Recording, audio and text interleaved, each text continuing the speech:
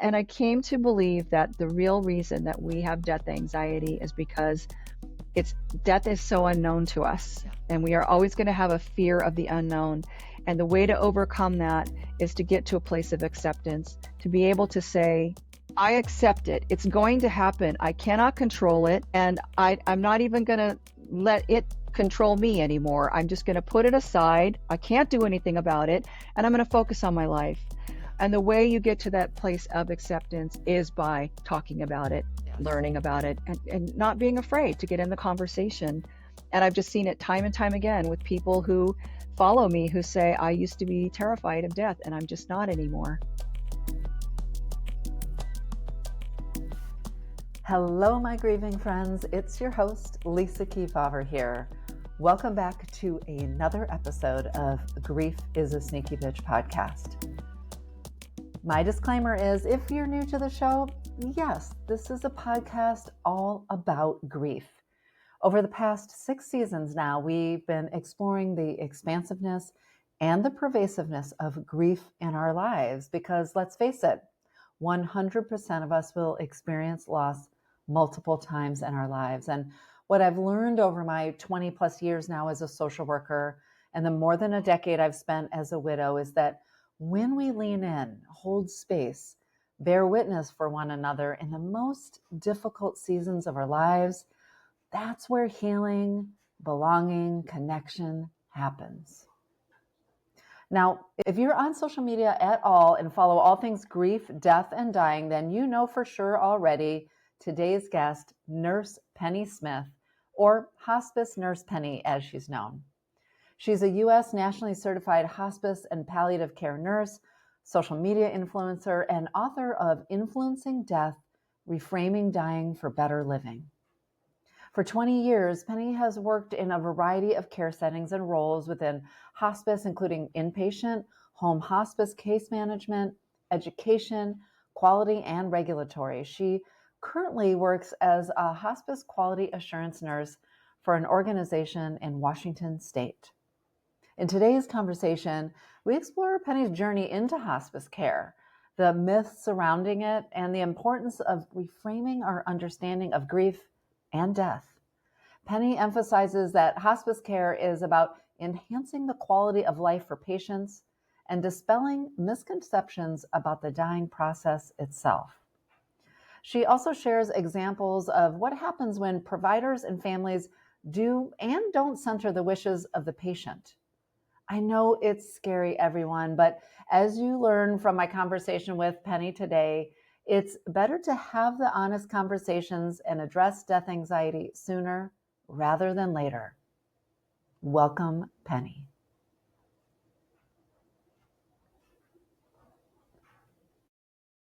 My friends, I am thrilled to say these words. Welcome, Penny Smith, to Grief is a Sneaky Bitch podcast. I'm so thrilled to have you here. Thank you. I'm excited to be here. Thank you so much. Yeah, and in case you didn't know or you know her in a different name, I'm also speaking with hospice nurse Penny. So if you're one of her hundreds and hundreds of, if not a million, I don't know, followers on TikTok or Instagram, that's who's joining me for this conversation today. And I'm thrilled to dive into your new book. If you're watching us on YouTube, you can see the awesome cover with her signature pink strand of hair, which she's rocking today, influencing death, reframing dying for better living, which that theme just comes throughout the book. I can't wait to dive into it. You can also see, if you're watching, all the notes and all the sticky, which by the way, I didn't mean to, but sort of color coordinate with your cover there. It's very color coordinated. I know. Love I it. didn't even plan that. But anyhow, we're going to dive deep into your personal story, your professional story as a hospice nurse. And like you did in the book, kind of parallels of patient stories to something that is sparked around your own story. And I loved how you crafted the book in that way. But I want to start the conversation where I start with every single one of my guests over the past 6 seasons, which is really just starting to unpack our grief beliefs. We all have them.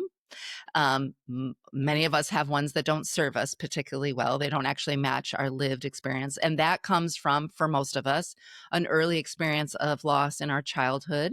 So I wonder if you can think back I don't know if it's your grandfather or somebody else, but to an early loss in your childhood, and how were the adults modeling explicitly, implicitly with their words and behaviors, what grief should or shouldn't look like, and what do you think that taught you about grief? Yeah. Well, I did have, yes, my grandfather died when I was about 9 years old, and I didn't really know him very well because my mom was from Canada and he lived in Winnipeg, Manitoba, and we were in Washington. So I had only met him once in my life. And I remember when he died, my mom was sad, uh, but I didn't know what death meant, and she explained that as he went to sleep and he wasn't going to wake up anymore. Ooh. So that Those was like euphemisms. Yeah. something that really affected me in terms of death anxiety. So I can't, I'm not sure I can relate grief to that experience. Yeah. Maybe, I'm not sure, because I didn't know him that well. But I do remember when I was, I think in the fourth grade, we had a little dog, Tiny, our first little dog, and the dog bit my cousin.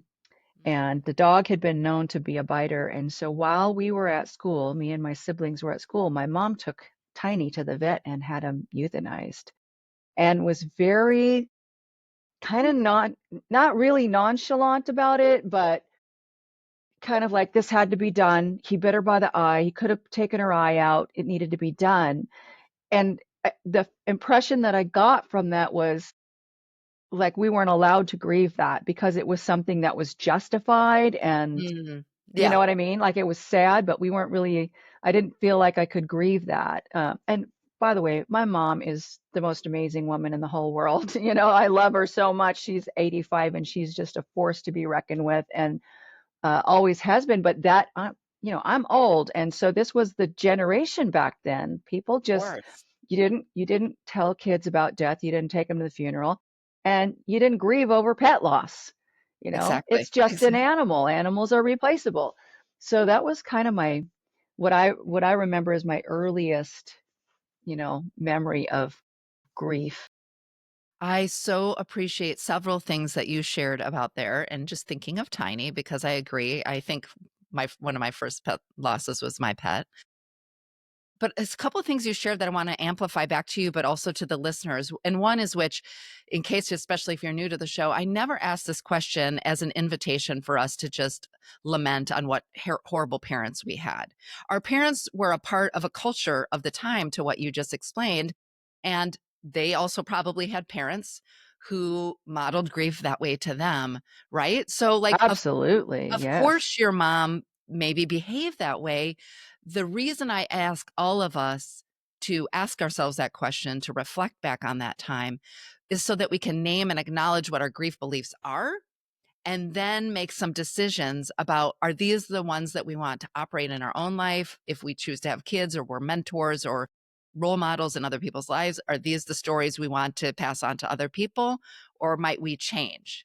So the invitation is not like, let's do a scorecard on how shitty our parents were. Is just about, like, part of my work. I mean, this podcast and my work is changing the narratives of grief one conversation at a time. And part of how we do that, right, is recognizing the stories we tell about grief and how much they do or don't match our lived experience. I do that also about death and dying, and that's what we're going to dive into today. So I appreciate you naming, just in some ways, the disenfranchisement of pet loss. Yes, yes. Yeah, and also That is just the way our something. parents behave. Yeah. Yeah, yeah. Pet loss is something that I've thought about a lot over the years since I've really learned more about Yeah. grief and appropriate grief, which is any grief, right? There's no Exactly. there's no such thing as inappropriate grief. We grieve Right. how we grieve. Yeah. So yeah, that's something Yeah. that I really think is important to acknowledge as pet loss. Yeah. No, I so appreciate that. You know, I've been thinking a little bit about where to start, and because you've lived such a rich and interesting life, you came to hospice, as we all have, by the way. I think we all need to be telling our stories more and more, um, in whatever platform that we show up in. But you came to hospice later in life, in your 40s, and we're going to kind of talk about that transition. And so much of the book is kind of the parallel stories, as I said, between what you were discovering in each patient encounter that really helps to debunk some of the problematic stories we have about death and dying and what it means to have a good death and all the myths we have. I 100% want to unpack that today, but I sort of thought I would start our conversation with this passage from your author's note, if you don't mind, if it's not too weird to read you a passage of your book back to you. But No, that's great. I just thought it was a grounding place to start in terms of not just the myths we have about hospice, which I said we're going to debunk today, because I think there's a lot of myths about hospice that cause problems, but also this sort of pedestal angel quality that we name for hospice, social workers and nurses in general. And you did not pull any punches. You just started right at the beginning of your book with this passage. So, listeners, this is what Penny said. She had to say, she said, I am a hospice nurse, but I'm not an angel just because of my chosen profession. Being a hospice nurse is what I do. It isn't who I am. Who I am as a human who had a rough start in life and managed to turn my life around. I made a lot of mistakes and I hurt a lot of people. I was a victim and I victimized others. But working with the dying and discovering that I have the compassion, empathy, and resilience to care for them helped me to believe that my mistakes don't define me, that doing bad things did not make me a bad person. Being present with the dying and those they love has brought me forgiveness, forgiveness for the people who hurt me, and more importantly, forgiveness for myself. Wow. What made you want to start there? Because having just written a book, I know it's sort of an overwhelming task to think about, like, where do I begin? Why Yeah. was that an important first passage? I think it's always been something that really got under my skin when people said you're an angel. I don't know why, Yeah. but it just has always been something that rubbed me the wrong way. Like, you're a hospice nurse, you must be an angel, because I'm not. And I have this belief that the too far up they put you on a pedestal, Yes. the further you can fall, right? Yeah. Like I don't want people to be misled into thinking I'm somebody who I'm not. Yeah. And I also think that it's because of my experiences that I am a good hospice nurse. It's Yes. because of what I went through that gives me that resilience to be able to care for people who are dying. Yes. And it's not that it was like bestowed upon me in some way that I was like blessed to be an angel to do this work. I had to do the work to be able to do the work, you Yeah. know. Yeah. I so appreciate that. And, we hear that in I've heard that in my years as a social worker too, like what an angel, or the work I do now, what, like, bless you. I can't believe you do this work. And so that's why I call that out. I appreciate that. I think the people that I know who are doing the most important work are having come to grips with and turned towards and faced and held themselves accountable to the hard and traumatic and difficult things in their lives. And also, I appreciated the note because while you do have unique special skills, obviously not everybody can just walk off the street and be a hospice nurse. I think when we put people on those pedestals around social workers or nurses, and especially in hospice care, we amplify this false myth that it takes a kind of critical specialty to be a good human showing up for other people in the hardest times of their lives. And no, Yes, yeah, every single one of us exactly. can do it. Right. Yeah. Yeah, I love that. I love that. Yes, that's true. Yeah. You don't have to be blessed or Yeah. chosen or, Yeah. it's not necessarily a calling to do it. Right. Well, and I feel like what you're doing with your education, with your talks, the videos that you make on TikTok, YouTube, all the places that you make, is bringing that message to people. Like, here's the myth, here's the truth, not just about maybe like what the dying body looks like or et cetera, but also just what it means to show up for people. Much I would like to think of the work that I do, which just helps people see, like, you can pick up the phone and call somebody. You can know what it's like and be by the bedside of somebody and hold their hand next to them. Like, it's an empowering act that you're doing, really, in the Yes. work that you're doing, publicizing the work. Yeah. Yeah. Thank you. Yeah. Well, I wanted to I want to dive in deep today because I know our listeners, many of them already know you, of course, but also have some familiarity with hospice. A lot of people listening to the show don't, and they are ripe with the myths. Many have their own regrets and remorses about the experiences they had with their family members, perhaps in hospice, or not getting them to hospice in time.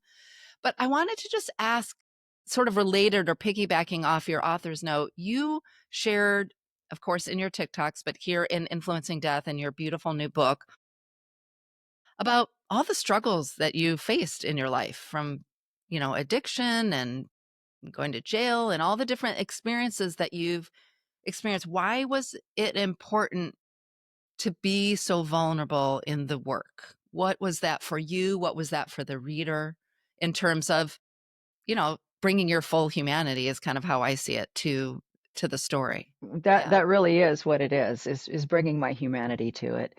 I felt like, well, for one thing, I had started writing these stories a long time ago when I first became a hospice nurse, and have always liked to write. And when I gained quite a bit of traction on social media, and people were telling me you should write a book, I started entertaining that idea, but it wasn't just the hospice stories that I was sharing on my social media. I also did share my sober journey and everything that happened in my past. I want to inspire people. And so I just felt like it was important to not only talk about the death aspect as Yes. a Yeah. hospice nurse, but my life and my history, and to just kind of inspire people to know that, like I said in the author's note, just because we do bad things doesn't mean we're bad people. We can all, turn our lives around. And so that was just important to me to be able to share all of it.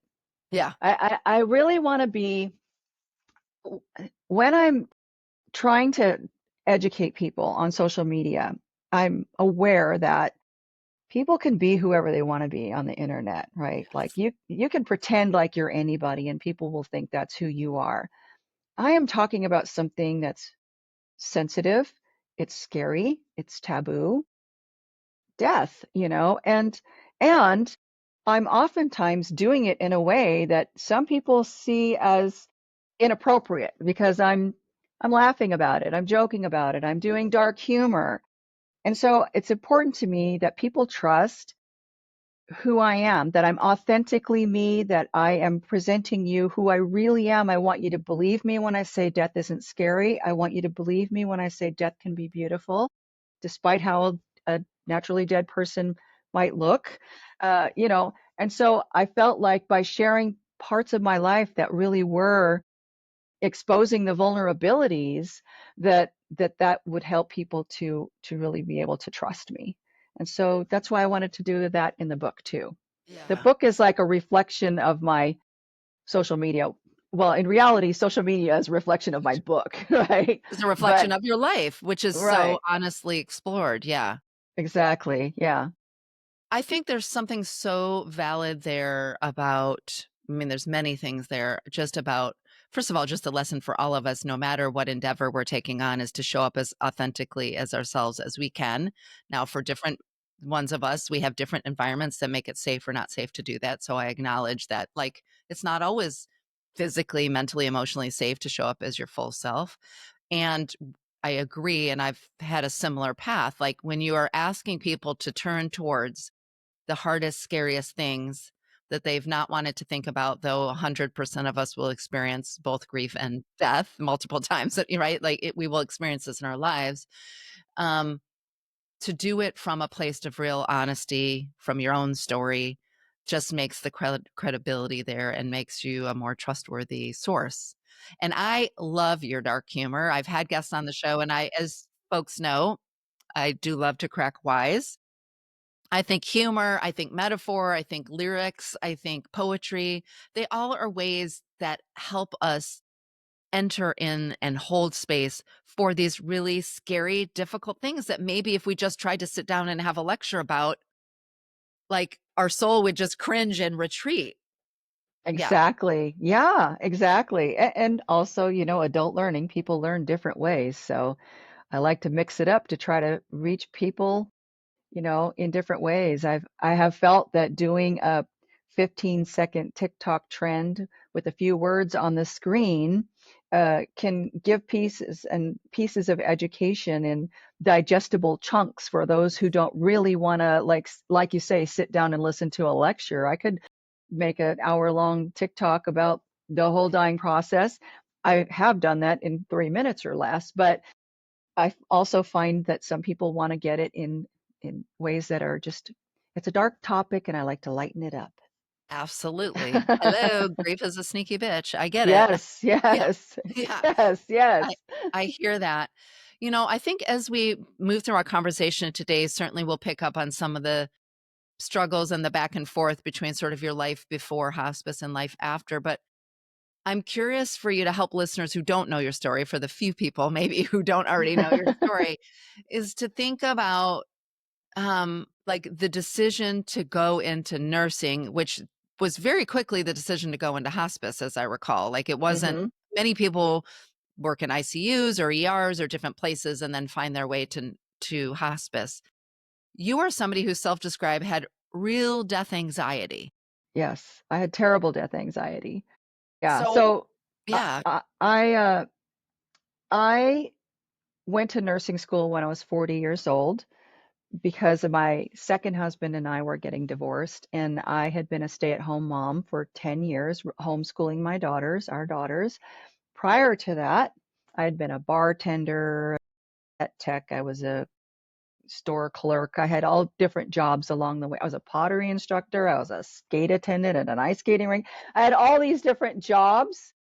I picked daffodils. I got fired because my stems were too short. So I had all these I feel like different you were an jobs. egg. You picked eggs. I was an Yeah, egg picker. egg Yeah, I picker. was an Yeah. egg picker. Yeah. Yeah. So I didn't really have a career.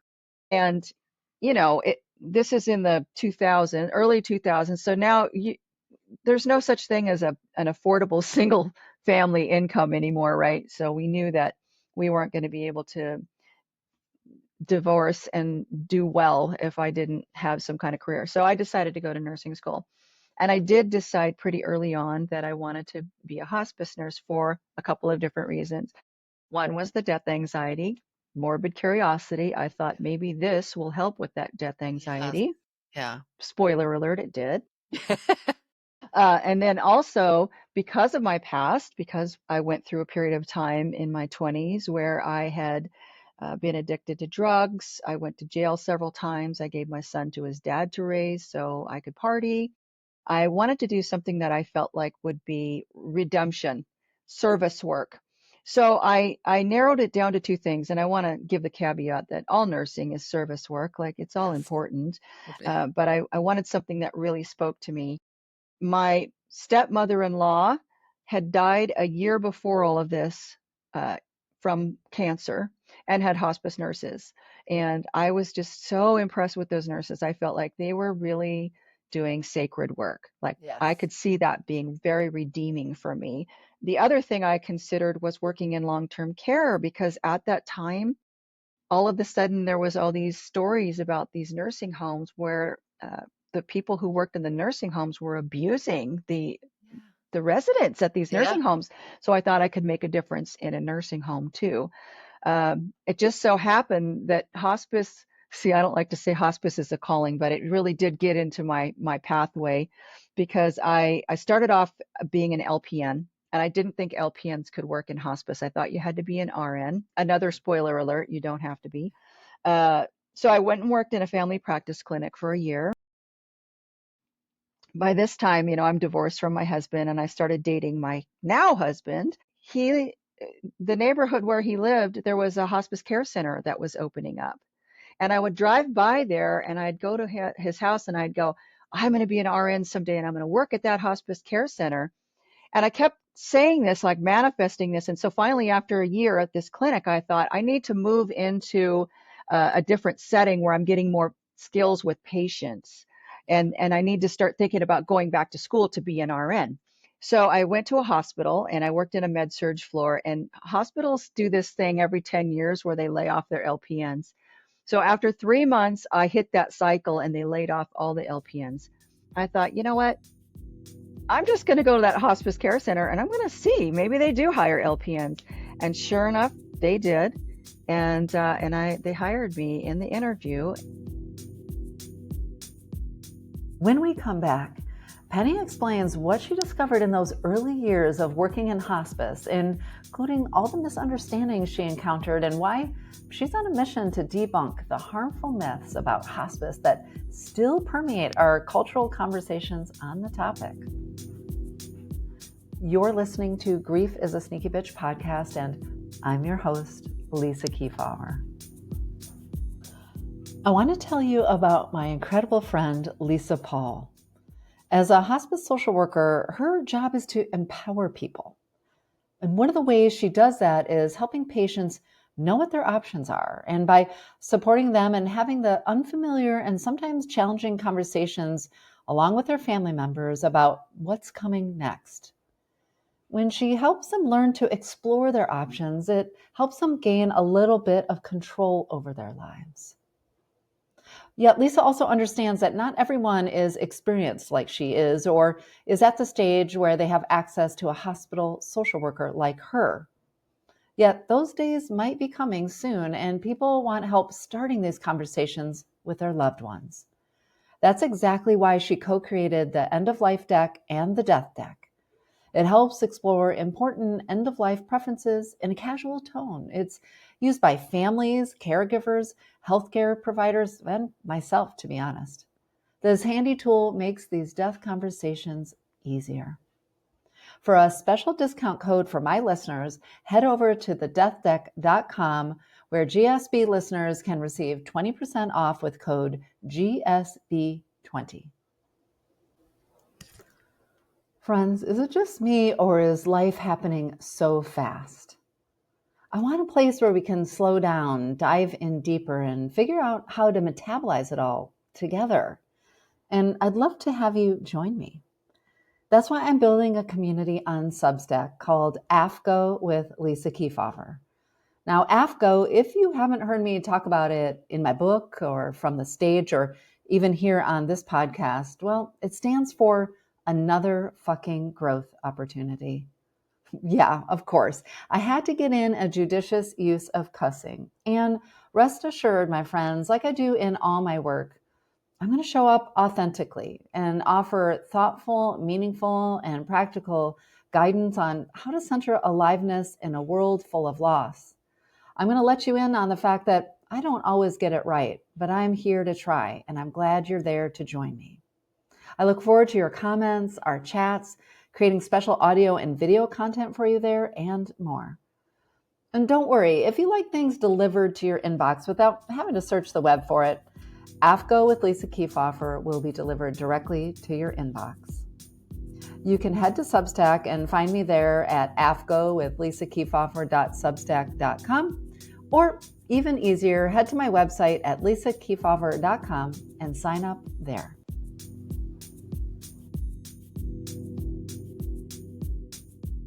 I got my RN after 5 years.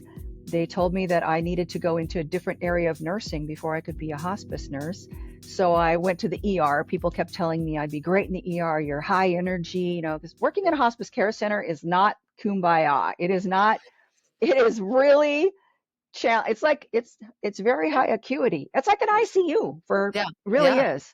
Yeah. And so I went to the ER, hated it. During that time, I was there for like probably less than 3 months.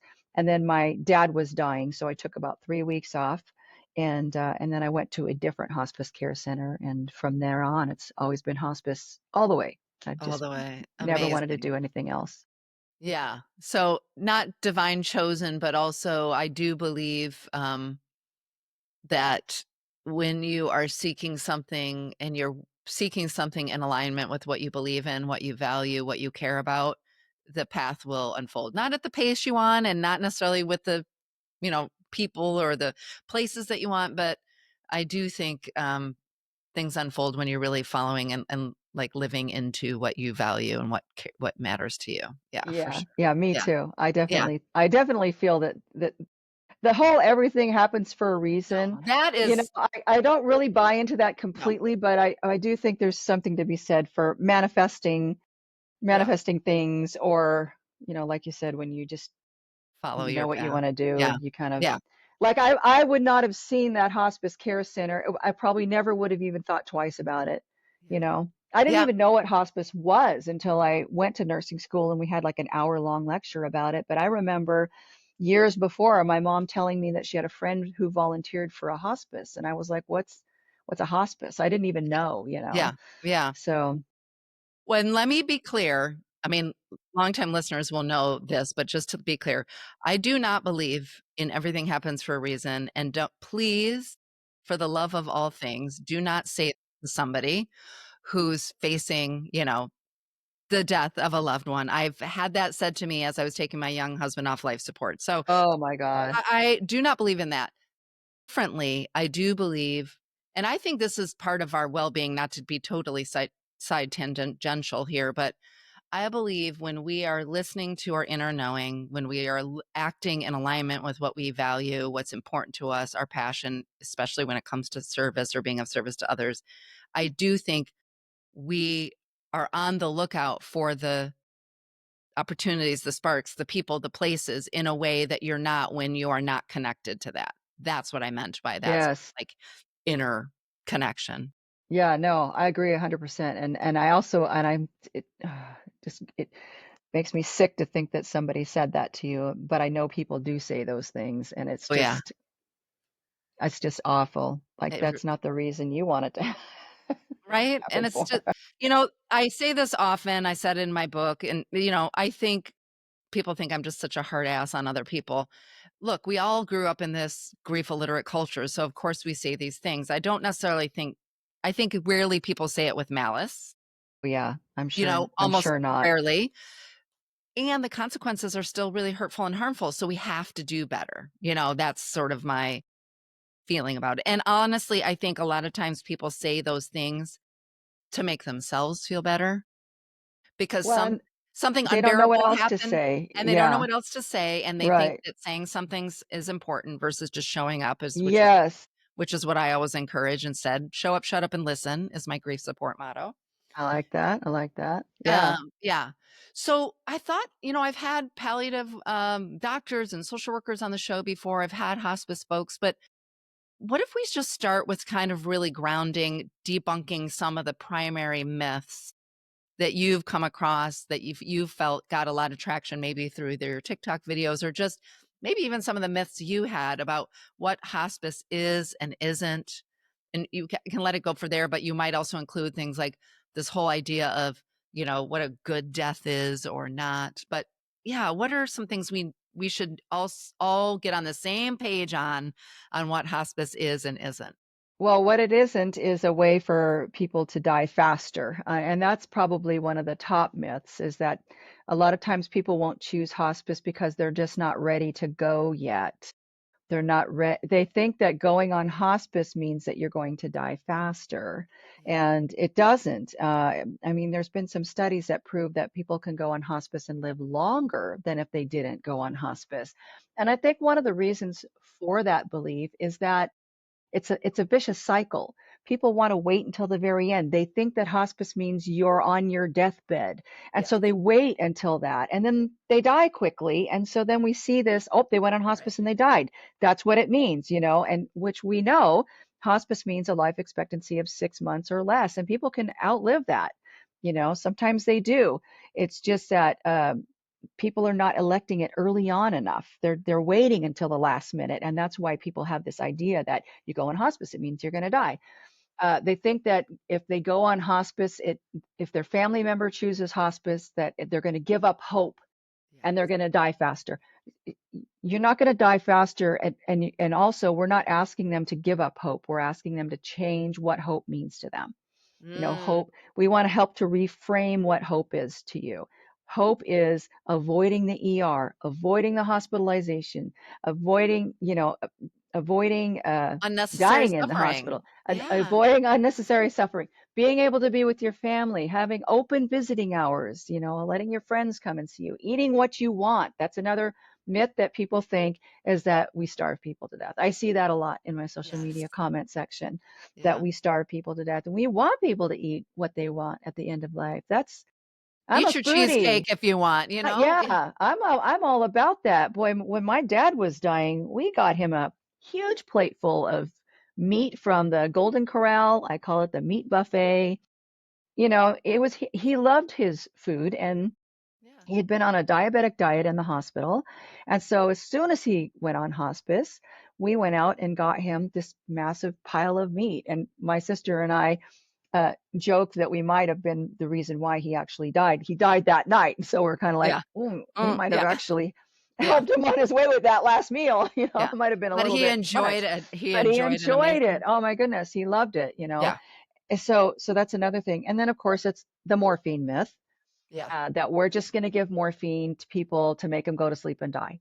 And they don't understand that the dying process does involve sleeping. Like that is just a hallmark sign of getting close to the end of life, is sleeping, sleeping, sleeping. Yeah. And of course, not wanting to eat, which is, a part of that.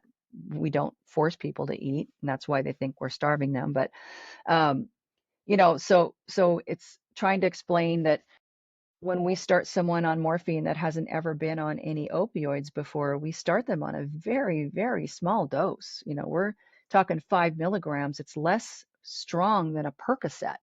And people don't have a problem with Percocet. Grandma can have a Just pop Percocet for them. back pain, but don't give her any morphine, even though the morphine is really not as strong as the Yeah. Percocet. So that's another thing. Like we do not we do not prolong life, nor do we hasten death. We're Yeah. not trying to make people die.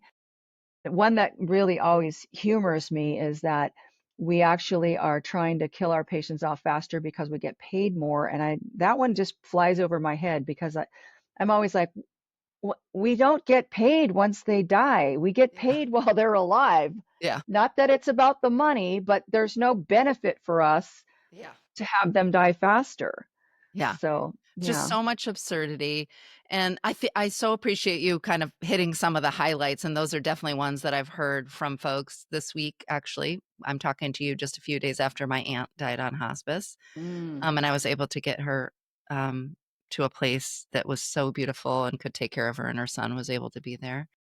But I don't know that if he and I and other people in her life had known about hospice again after years, by the way, of cancer that was uncurable, and she had suffered with all the different studies, treatment. and not, she wanted to do it, and then she made the really clear choice that this is not a quality of life. And I think that's a theme that, you were alluded to, but if you want to talk more about, you can, which is, I think, the sort of framework for hospice, which is true, in a way, the framework of palliative, which often gets confused. By the way, listeners, again and again, I want to remind you, you can have palliative care at any point in your illness, even if you're not dying, because the goal is just to reduce your unnecessary suffering. Let Right. it be said, in case you didn't hear that, I get so frustrated with people not wanting to say the P word, in medical systems, like it's bad news. But coming back around, which is, I think I saw in your book, or have maybe just heard this in general, that hospice is really about quality, not quantity. Right. Quality of Quality. time versus Right. quantity of time.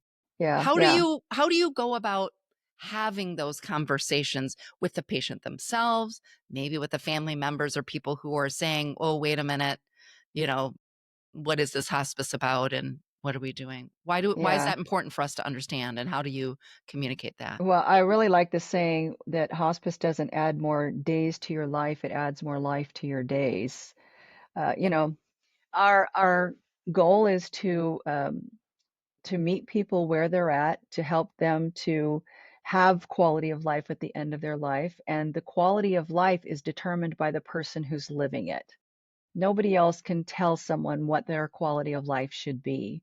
And so always trying to, Center of the course, patient. center the patient. Yeah. Advocate for the patient, especially when you're trying to get families to understand as a person's getting closer to the end of their life and you can see they're more uncomfortable and you want to start that morphine or Yes. whatever Yeah. medication is in the comfort kit to make them more comfortable, and the family is hesitant to do that.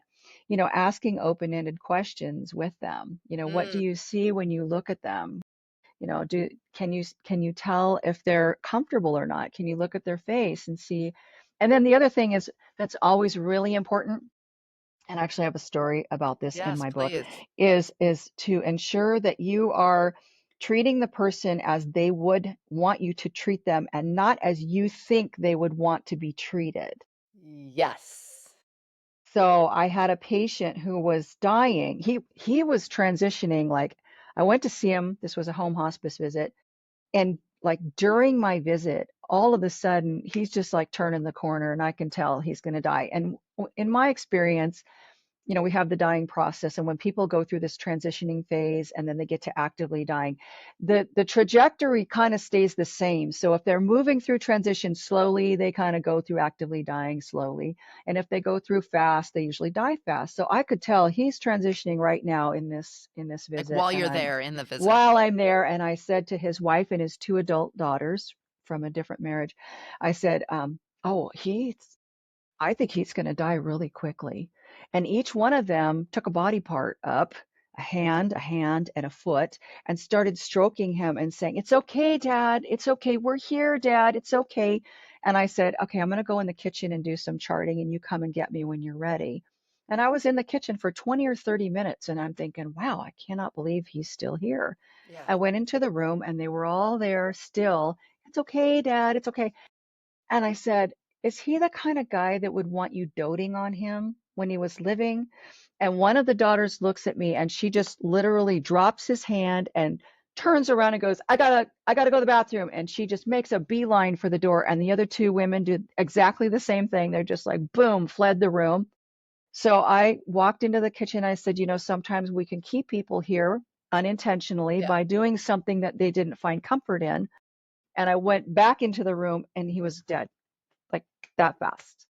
So, and I've seen that many, many times Yeah. with people, Yeah. where you can sense. And so that's the way I approach it, is like, is this something that he would Yeah. want? Yeah. Like, is that something she would want? And I've been wrong sometimes. I walked into a room one time at the care center.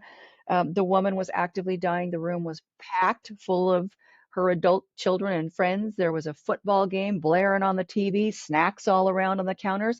And I took one of the adult sons aside and I said, "Is this something that she would want?"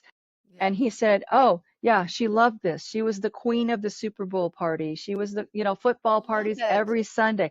So, it's just really important to understand what is it that people are comforted by? What is it that bring them quality of life at the end of life? Yeah. Well, thank you so much for sharing that story. I might share a story as similar later on about being with my friend Joe also when he died. I was with my husband Eric. But that reminds me of a couple of themes that I wanted to touch on and that you touched on in the book. One is just this continuing thing of how do we communicate honestly? Like, can we just use the D word and Yeah. versus the euphemisms that we all come up. But also there's often this, I hear about this often, and you touched on it in the book, where family members don't want to tell the patient that they're going to hospice or that they're dying because they're trying to protect them. We sort of paternalize the patient. Um, and also sometimes we don't really learn about the culture or the concerns of the patients. I'm thinking about that Mr. Wong story about how, Oh, yeah. But yeah. so we might touch on Mr. Wong next, but just how do you think about, again, with care and kindness, just like you did with those adult daughters, you weren't shaming them. You were just asking really curious questions. Like, I want to help you think about what does your dad like and what does he want? But what's happening when we are quote unquote, protecting our patient as family members by not telling them and it's hospice or not saying that they're dying? And by the way, it's not just family members, doctors Yes, and sometimes doctors other too. nurses do that too. They use euphemisms or they dance around and not explain why might we not want to do that? Well, the first thing is that in order to elect the hospice Medicare benefit, Yeah. you have to know what you're doing, right? It's Right. informed consent. So a lot of times families don't want them to know, but if they're signing those papers, they need to, oh, like, we need to explain that this is what this is. But beyond that, people who are dying often want to talk about that, but Yes. but but they don't want to talk about it to their family because their family might feel sad, and the family doesn't want to talk about it with the patient because then they're going to give up hope and die faster, Yeah. or you're going to make them feel sad. And so it's this elephant in the room that nobody wants to talk about. And it really does prohibit these possibilities of conversations, closure, and just meaningful Connection. conversations, Yeah. connection. And, one of the things that people want to know when they're dying is that their life had meaning and purpose. And the best way to be able to have a conversation about that is to acknowledge that it's coming to an end. So it's like another one of those vicious cycles, right? It's like the patient doesn't want to say anything to the family doesn't want, everybody knows, but nobody's going to talk about it. Yeah. And I love Barbara Carnes, and I Yes. quote her often, and I quoted her in my book, and she says, "We live in our bodies, we know when we're dying." Yes. And I believe that. I Yes. know when I'm sick. I know when something's not right. And there might be a time when somebody is first, at that point, and we're all dying, right? We're all Yeah. dying, but It's a there's a point when human is they're a chronic condition, is a terminal right, condition, being human. Yeah. Yeah. right, right. And there might be a point where, you are terminal and you're expected to die within a 6 months or so. And you don't at first maybe acknowledge that or want to think about it, or are maybe a little bit in denial over it. But, at some point you do get to Yeah. that place of acceptance. Yeah. Yeah. And that's how it's been with most of my patients. Most Yes. of my patients get to acceptance. If they don't, they have terminal agitation, and then we have to do palliative sedation. Medication. Yeah. Yeah, yeah, but most people do get to acceptance. I almost feel like when somebody is going, especially somebody with a disease that they're treating and they're unsure if they're going to survive it or not. So cancer is a great Yes. example of Yeah. that. And they're going to all these appointments, and they're going to all these scans. And my neighbor's husband is going through this right now. Is it growing? No, it's stable now, but so it's stable. Okay, great. Next scan. Oh, it's stable, but there's new tumors. Oh, okay. Next scan. Oh, they're growing now. Oh, it's like all we're going to try this chemo instead. This chemo's making me sick. Can we do something else? We're going to do this instead. Like all these different things. Then when you go on hospice, the initial knee-jerk reaction is, "Oh shit, I'm going to die for real. This Yeah. treatment isn't working." And then it's like, okay, well, now I know the treatment's not working. Now I don't Yeah. have to spend time going to the damn clinic and sitting in the waiting room for an hour and driving in the car. And, now I'm at a point where now I can really think about, what do I want to do with the rest of my life? Yeah. What are the What's going to, conversations I want to have? Who are the people that I want to be who do I around? want to see? What are the pictures that I want on my memorial service? Yeah. Yeah. No, like I said, I just literally helped my aunt pack up the things in Florida that she wanted to have with her in hospice in Boston. And oh, I'm gonna cry. Just like such a power, it just Mm, makes you realize just like all the crap that doesn't matter. And you know what we carried up yes. to Boston was a ton of picture frames, Yeah. a few pieces Yeah. of clothing that she could be comfortable in, and it's just that the and I just want to pause in case you're going through this right now, or maybe you were a person who didn't get to have the conversation with your loved one because you were scared. I just want to acknowledge, like, have so much self-compassion and grace for yourself, and we do too, because, like I said at the top of the show, we live in a really death avoidant culture too. So, maybe nobody ever modeled that to you. So but if you still have a chance, if you're going through it, or you will, which pretty much most of You us will, will. you We will all with will. we Yeah. all will, but I mean, having the chance to actually have the time to have hospice, not everybody gets, right, that chance. Right. Maybe Yeah. there's an emergency or there's a crime or something, is to just hear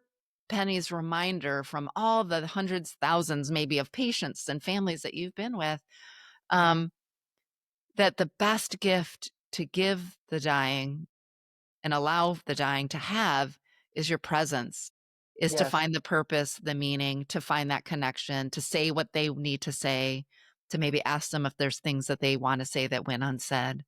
Yeah. That's the gift, not the doing of the interventions always. Yeah. Right. Yeah. Yeah. Tell us a little bit about Mr. Wong, because I thought that was such an emblematic story of, we try to, especially when we think about different cultures, which we can think about different, religions or ethnicities or countries of origin, but we can also think of different cultures as like how you would want to die versus how your person would want to die. And you all thought you were doing the right thing around understanding maybe his heritage. Yeah. And then there was a Yeah. moment with his son that was like, oh, light bulb. So tell us a little bit about that story. Regardless of your cultural, ethnic, or even religious background, most of us in the modern era hold a lot of anxiety around death and dying. When we come back, Penny shares a story about the importance of communicating openly and directly, and how so often our wishes get lost in translation if we don't speak our mind about our fears and our hopes about how we leave this world. You're listening to Grief is a Sneaky Bitch podcast. I'm your host, Lisa Keefauver. Since you're listening to the show, you know that navigating the messy reality of grief in a world obsessed with top 10 lists and productivity can feel lonely and, well, confusing. That's why in my book, Grief is a Sneaky Bitch, an uncensored guide to navigating loss, I created a safe place to be inside the messiness of it all. I've been told that it feels like your wise best friend offering you a comprehensive and compassionate guide to navigating loss. I share personal and professional wisdom alongside the lessons I've learned from clinicians, authors, poets, friends, and even guests from this podcast. In place of rigid instructions and must-do checklists, my book invites reflections, encourages self-compassion, and explores the therapeutic power of humor with, yes, just a bit of profanity. You can pick up your copy at your favorite independent bookstore, online bookseller, or even on your next trip, as it's in more than 50 airport bookstores across the U.S. I've linked it in the show notes too for today's episode. Oh, and thanks to Penguin Random House, my friends in the U.S., Mexico, and now Spain can find a Spanish translation copy on bookshelves too. And if you like listening to my voice like you do on the show, instead of reading the book, I've narrated it too, so you can head to Audible or wherever you get your audiobooks. Well, and it's funny because even the people who practice the culture don't always know why it is that they're doing what they're doing, right? It's And that was tradition. kind of the case with this family. Mr. Wong was dying, and his wife had talked to the social worker. I was on vacation when he came on to service, so somebody else had been seeing him, and my social worker had been seeing him, and the wife had said that he needed to go to a nursing home, that he couldn't die in the house, that they knew that he was going to need to go to a nursing home, and so this was going to have to be arranged, before his death. So when I went there, I could tell that he was not doing very well at all, and I went into the kitchen and I sat with the wife, and she had the son come over because she spoke Chinese, and we had an interpreter, and then the son came and he spoke English, so that was really great. And then I said, have you found a nursing home yet? And she was like, no. And I said, well, you're gonna have to find one really quick because we're looking at days. Like, I think Yeah. we need to get them in, and there's like going to be a waiting list. You can't just immediately put someone in a nursing home. And then I said, why is it that, because I'm like, I don't know about this culture. Why is it that you don't want him to die in the house? And she said, well, I didn't think my kids would want him to die in the house. And the son was the one now who's telling me this, because she's speaking Chinese. And he said, but I don't think it's a bad thing. I'm not worried about that. And then I said, has anybody asked him what he wants? And they were like, no. And I said, well, he knows this is another part of the story I missed saying here, is he told me he was going to die in 5 days. He told his wife he was going to die in 5 days. So I Interesting. said, he knows he's dying because he said he's going to die in 5 days. So that's not a secret. I said, maybe we should ask him what he wants. And I said, do you want me to do it? And they said, yeah. And I went in there and I used the interpreter to ask Yeah. the question. And then Mr. Wong looked at me and he said, I want to die in my home with my family. And so he did. He died quickly. I believe it was the next day or a couple days Yeah. later that he Yeah. died. And the whole family was there. It was amazing. His daughter was there, his son was there, their grandkids were there. And I went in and the daughter was like, your timing is perfect. And I said, no, no, no. Your Yeah. timing is perfect because they were Yeah. all with him when he took his last breath. He died. I want to say, I think he died while I was in the visit.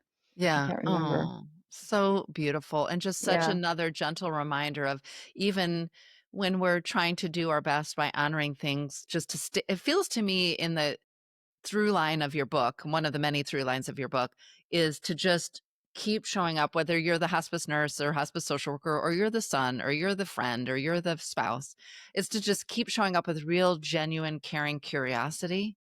What do you know about what's happening? What do you see? Yes. What are you witnessing what's happening with Yes. your patient? What matters to you most in this moment? Like, just that deep, abiding curiosity, and then listen. Yes, yes, yes, yes, yes. I love open-ended questions, and I lead with that a lot when somebody's been referred to hospice and they were not really given the whole deal, like as far as how long they've been given the prognosis and or what hospice really is. Sometimes they literally don't know they're dying. They're just told. I mean, I've had many, many people who said to me, "Well, the doctor said that hospice can help us a lot."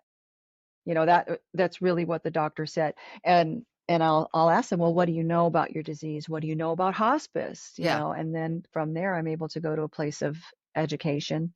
Yeah. I had another experience that I talk about in my book that was awful when had a young patient who came to the care center. She was 28 and she had colon cancer and she was going to be going back home.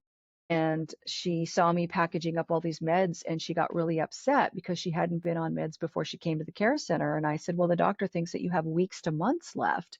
And she freaked out because the oncologist told her she had a year. And I was like, by virtue of being on hospice, You you can't, don't like, you don't have any. technically can't. Yeah. I mean, And it my can my happen, dad, but yeah, it yeah, it can happen, but in order to be qualify. qualified, yeah, you have to have the life expectancy of 6 months or less. Even my own dad, the day that he died, when I went into the ICU to see him, he said the doctors are talking a year, maybe I have a year left, and they're talking about hospice. And I said, but that doesn't even make sense because hospice means you have a life expectancy of 6 months or less. And Yeah. my mom was like, we're so confused. Can you call the Oh, pulmonologist? And I said, yeah. And this is after weeks of me saying to the doctors at the hospital, I'm a hospice nurse, so you need to level with me. yeah. No, no, he's going to be fine. He's going to be fine. And he was on hospice for less than 12 hours. He literally died the night that he enrolled on hospice. So we have medical professionals who are unwilling or unable to have really difficult conversations with people about the fact that their life is going to be ending soon. And in their defense, they aren't really taught that in No, they're medical not school. trained. Yeah. Yeah, they're trained to keep people alive. They're Yeah. trained to have them survive. They're not trained for them to die. Death is seen as a failure. Exactly. Doctors see death as a Yeah. failure. Oh, I could have an entire episode and probably will. I actually just recently had a conversation with pediatric ICU nurse Wei Wen Sato and um, our friend Lisa Paul, our friend, Oh yeah, and Lisa Paul. Dr. Sunita Puri, who's a palliative doctor, about this notion of, the medical education. Just like we live in a grief illiterate and death avoidant culture, so how could we know better? Although that's why we're doing the work that we do, so that we do know better. I think the same thing about doctors and nurses who don't train under the specific, training programs around hospice or palliative, because we say to the brain surgeon, fix, fix, fix, right? We say to the orthopedist, set the Hmm. bone, fix the thing. And we want that. We want our surgeons and our orthopedists to do what they can. And we have tied up in their ego, in maybe even the systems and the policies, the promotions, that the only, win is survival. And so then there's no room for in your ego, but in your practice and even the language or the skills that you have to think that there's something important about something that doesn't end in, cure Right. or fixing. But Right. it's always surprised me because especially when we think about palliative, which is, the goal to reduce unnecessary suffering, like I think every doctor, nurse, anybody in the helping profession would want that for their patient, but there's still so much resistance to seeing palliative and certainly hospice as then I have to admit I didn't do my job. Are Yeah. you Yeah. seeing any in your own sort of sphere, any opening up to the ideas that these conversations are important by traditional, medical professionals, or is it still pretty separate, I think it's opening up, but it's slow? moving in that direction in baby steps. Yeah. And I always say, of course, you want your oncologist to be optimistic, Yes. I just but went through it but and I they did love that my oncologist was optimistic. Yep. but Yeah. they also need to be presenting the if the plan A is great, but let's look at plan B for Yeah. just in case, right? If this Yes. doesn't work, then this, and there's always another option. And Yeah. my girlfriend's husband is going through this right now with as I said earlier, he has cancer, and uh, the oncologist is kind of like telling him like you're in charge, whatever you want to do.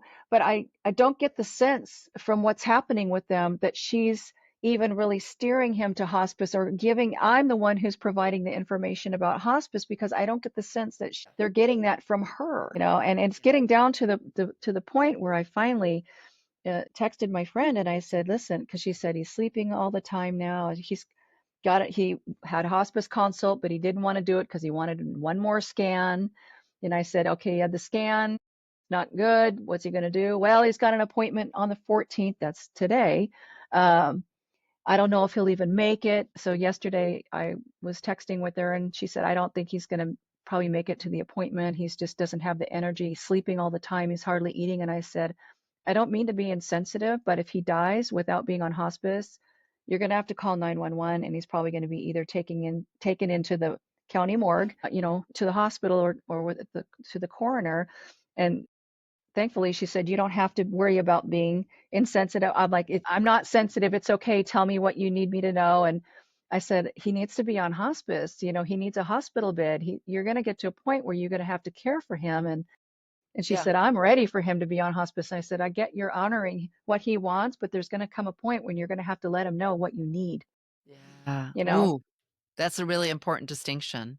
It's like we can honor the centrality of the patient, and sometimes the patient would want to, but just isn't aware of what is the constraints or the needs of their caregivers too, and to right. just be honest and upfront there.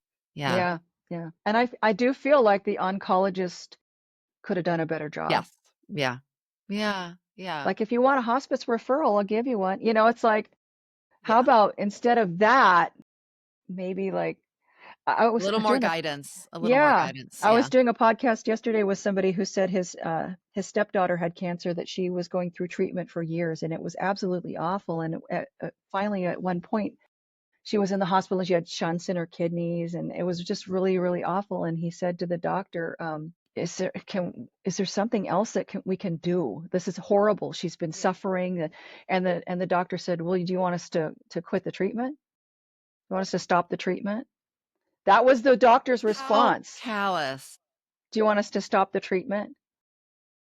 Well, like, yeah, and also, is there So, something yes, else we can do too? Like, not exactly. like that was the option. Like, Let's how just about we stop. transition our focus to making her comfortable? Yeah, exactly. Or how about let's get a Yeah. palliative care consult? Yeah. And thankfully, palliative care is becoming Yes. more available. It's Yeah. not, in where I live, there's no palliative care that serves the county that I live in. I live in Washington. It's a certificate of need state. So if you want to open a hospice, you have to petition the state. So we only have one hospice that serves this county. They don't do palliative care.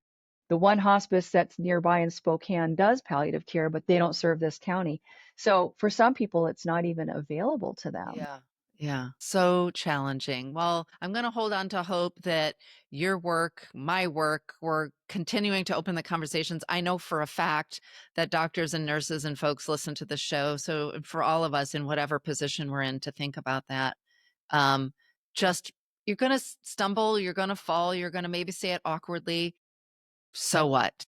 Say it, and you're going to figure out how to say it maybe a little more eloquently the next time. Better to say it than to not say it. Yeah. I agree. Yeah, better Yeah. to say it awkwardly than to not say Not it say at it at all. all. I know we're kind of coming to the close of our time today, but I can't so many more things I wanna talk to you about, Penny, but, You'll have you to have know, me back on I again. will definitely have you back on again.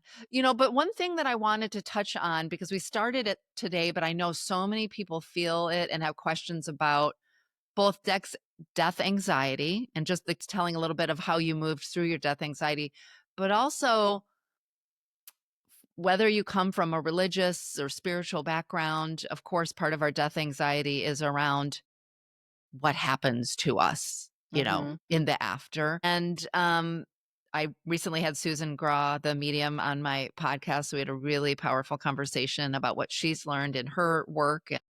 I've had individuals talk about the conversations and the things that happened after their person has gone. Tell us a little bit about your own death anxiety, but even as it relates to, because I think it came around a conversation I don't want to say felt, had with your dad Yeah. after he died, right? Yeah. Am I Yeah. remembering that correctly? Yeah. Yeah, yeah, yeah. Well, I thought my death anxiety stemmed from not having a concept of an afterlife because I wasn't raised with religion. And so when I started doing hospice care and seeing people with deathbed visioning, where Yes. they are seeing their deceased loved ones and pets, and just it's so profound, you just can't deny that they really are there in the room with And them. it's so And common, right? You're seeing it's it so often. common. All yeah, so common that we actually look to that as an end of life sign. It's that common. And so that started to kind of assuage my death anxiety. And then my dad, when he died, after he died, he came to me. I was sleeping and he came to me in the form of energy and brilliant warm light. And he talked to me. And that just sealed the deal. I was like, yep, that's it. Now I believe this. I went away from the bedside to do administrative work in hospice. I'm a hospice quality assurance nurse now. Yes. And shortly before TikTok, I started feeling that death anxiety creeping back up in me again. And I thought, this must be because I'm not connected to death anymore, because I'm not with these people who are visioning. And that's what I Yes. thought it was, which would mean that you'd have to be a hospice nurse to alleviate death anxiety. I also didn't know that death anxiety is really common. So I get on TikTok, I start making these videos about death and dying and educating about it, communicating with the people who are commenting to me, and they're telling me that their death anxiety is relieved from watching my videos. And I realize also the same thing, like, Yes. oh, I don't have it anymore.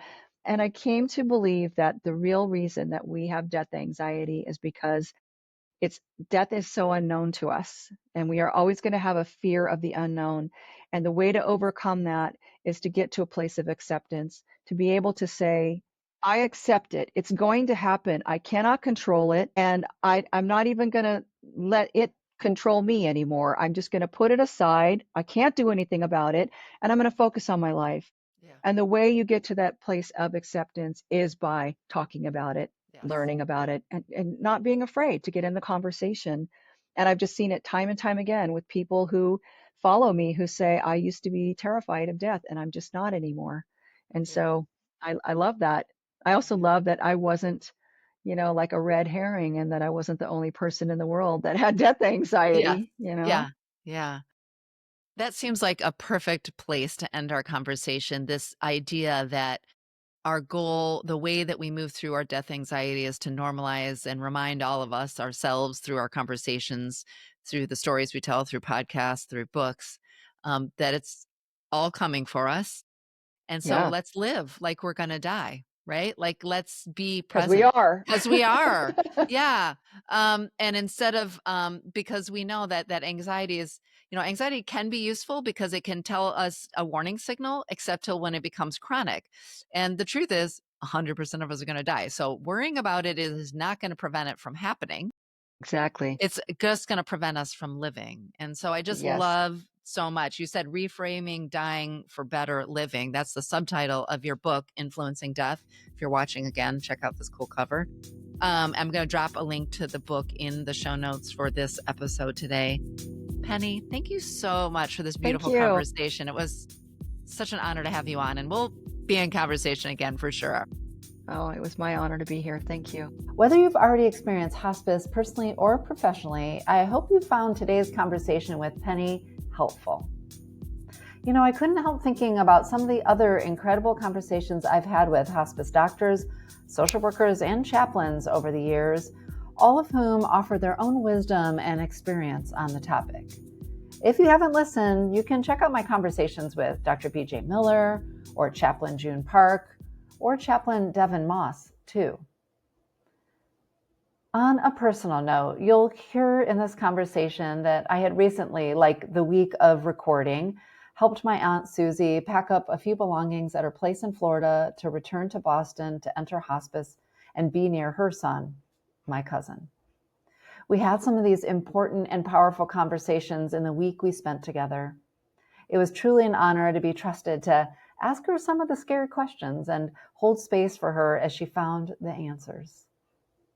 My incredibly dynamic and creative Aunt Susie, or Suze as I often called her, died with her son by her side just a few weeks after this recording. I love you, Susie. Did you love today's conversation with Penny? Did you learn something new? If so, I'd love to remind you that you can help this show get to other grievers by leaving a 5-star rating and writing a review on Apple Podcast or wherever you're listening to or watching this episode. Thanks, as always, to Giles Smith of Alafia Sounds for the music. And my grieving friends, remember that, yes, grief is a sneaky bitch, but don't worry, I've got your back. Until next time, I see you, I hear you, and I'm holding you in my heart.